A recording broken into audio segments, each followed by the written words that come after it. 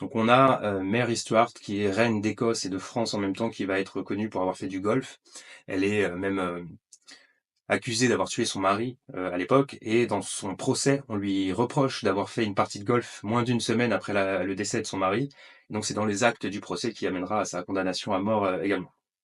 Et puis en fait, c'est vraiment progressivement les femmes de la très haute aristocratie qui vont faire du sport. Donc d'abord vraiment celles qui sont tout en haut, Sissi, l'impératrice d'Autriche, qui va faire de l'équitation par exemple. Et puis progressivement, on va dire les femmes de l'aristocratie, qui vont être autorisées à en faire. Ça ne veut pas dire qu'elles vont en faire toutes.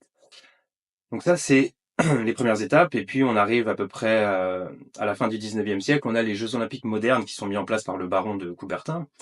Et lors de la première édition, 1896, les femmes sont absentes, puisque le baron de Coubertin ne veut pas de sport féminin. Donc pour lui, alors il a des termes assez trash, hein, pour parler de ça. Il dit « Je suis très contre une petite